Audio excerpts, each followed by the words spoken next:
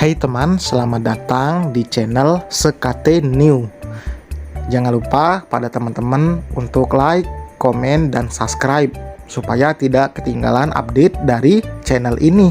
Mimin ucapkan terima kasih. Selamat menyaksikan. Wanita soleha milik Casanova, bab 44. Jangan ngomong di sini. Rafael mengerti dengan ucapan Safa, karena sekarang di tengah-tengah mereka ada Bian. Tidak mungkin masalah suami istri diselesaikan di depan anak. Sangat tidak etis. Anak juga belum cukup dewasa untuk bisa mendengar hal seperti ini. Tidak ada pilihan selain menunggu Bian nanti kembali tidur. Memang lama, tapi mau bagaimana lagi. Saat bangun seperti ini, Bian tidak mau ditinggalkan meski sedetik oleh ibunya. Wajar ia seperti ini, karena semua anak saat kondisi sakit pasti menjadi manja pada ibunya. Meninggalkan Safa dan Bian di dalam kamar, Rafael akan menghubungi manajernya untuk membahas foto dan video itu. Rafael rasanya ingin menyeret sendiri orang yang sudah berani memicu pertengkaran dalam rumah tangganya. Tidak tahukah orang itu jika ini masa-masa bahagia Rafael sebagai pengantin baru? Jadi gimana? Udah lurus belum? Tanya Rafael saat telepon tersambung. Gue udah minta bantuan Perdi buat cari tahu orang itu. Lo jadi udah kirim nomor orang itu ke gue kan? Udah. Pokoknya gue mau secepatnya. Berapapun gue bayar. Calon pengangguran aja sok-sokan mau bayar mahal. Dito malah mencibir.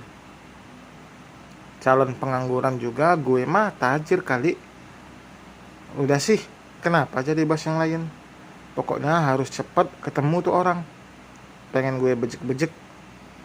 Rafael emosi karena tingkah orang itu tidak bertanggung jawab. Mungkin jika orang itu menginginkan uang, Rafael akan memberikan, asal tidak lagi rumah tangganya diganggu. Tidak masalah, ia harus merelakan uangnya. Yang penting kebahagiaan tetap utuh. Kebahagiaan dan ketenangan keluarga adalah segalanya. Uang bisa dicari jika habis, namun kebahagiaan dan ketenangan itu lebih berharga dari harta. Ferdi sudah beberapa kali membantu Gio untuk mencari tahu orang-orang yang mencoba menghina atau cari perkara dengannya di sosial media.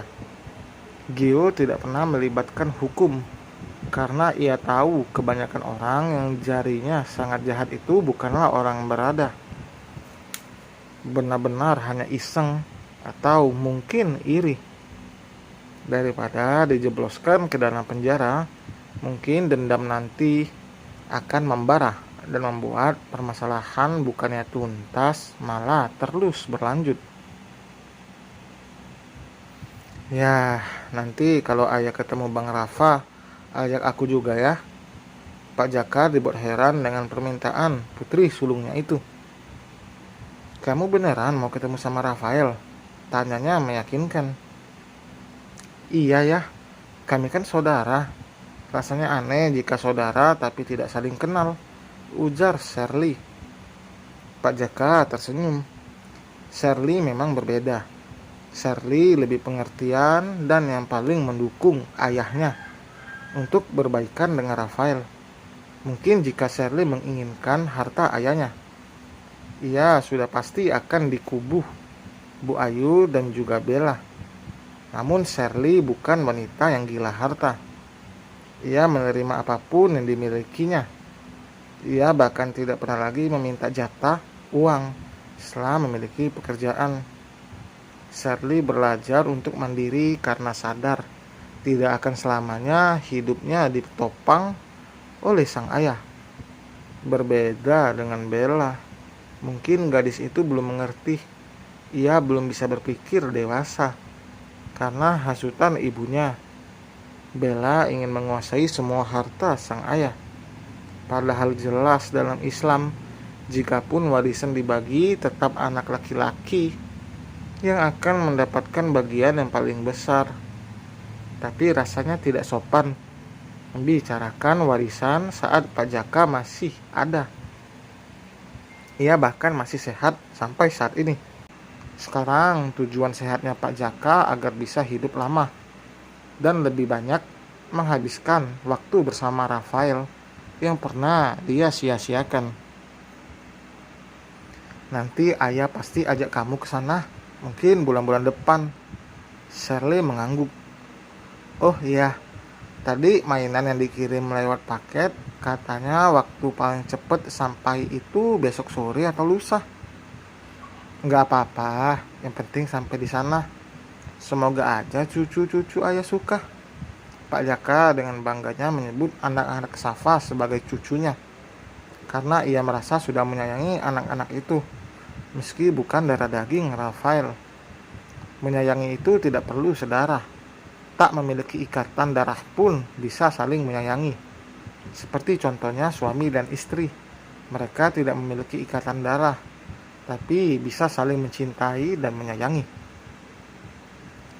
Ayah udah ngasih tahu emang? Pak Jaka menggelengkan kepalanya. Belum, ayah cuma ngasih tahu ibunya Rafael aja.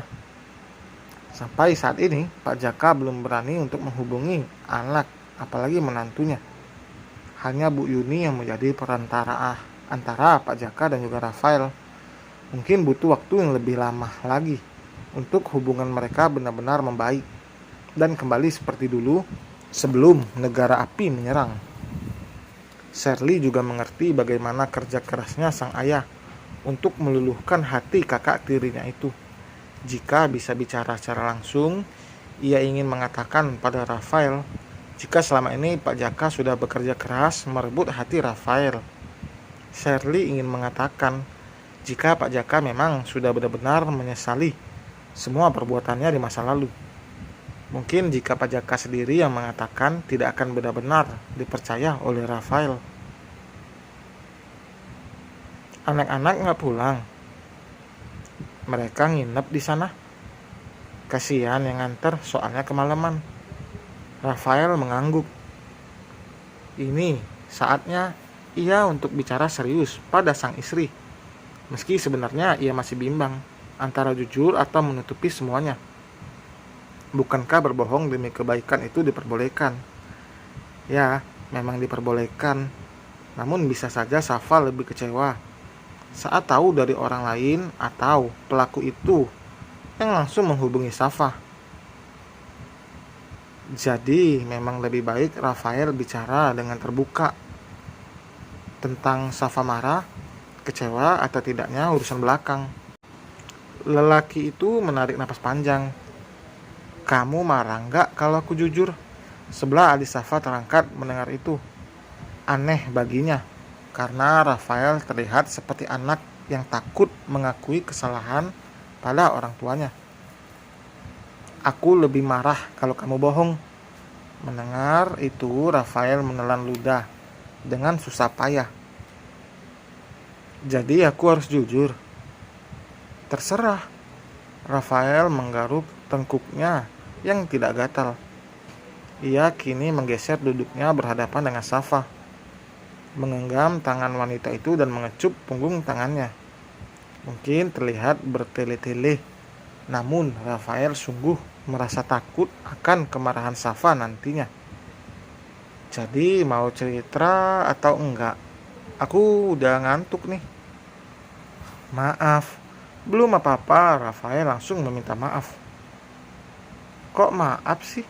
Aku minta kamu buat cerita, bukan minta maaf. Aku nggak tahu yang ngirim paket tadi itu orang yang sama yang kirim video itu atau bukan. Rafael menjeda ucapannya.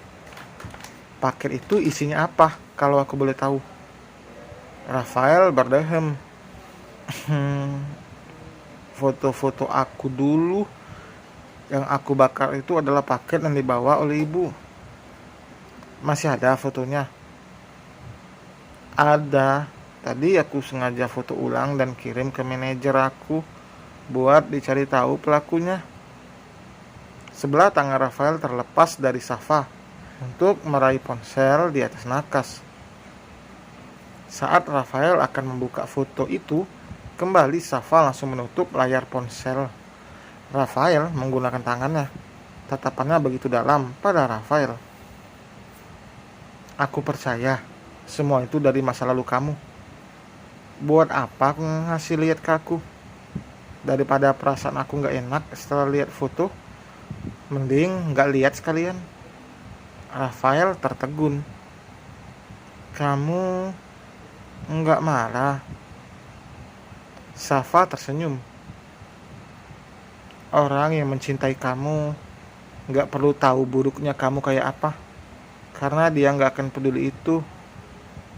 Hanya kata-kata sederhana, namun berhasil membuat mata Rafael berkaca-kaca. Sayangnya, Mami kok malah nangis sih? Safa malah bergurau sambil mengusap sudut mata Rafael yang basah. Peluk dong biar gak nangis lagi. Rafael merentangkan tangannya, menunggu rengkuhan hangat sang istri. Semua ketakutan yang tadi dirasakannya kini terpatahkan. Ketakutan Rafael terlalu berlebihan. Andai saja ia tidak jujur, mungkin nanti saat ada lagi masalah seperti ini, buntutnya akan semakin panjang. Ini emang the real bidadari surga buat gue, batin Rafael sambil mengeratkan pelukannya. Dan selesai teman, terima kasih telah mendengarkan. Jangan lupa seperti biasa like, komen, dan subscribe. Sampai berjumpa di bab berikutnya. Bye.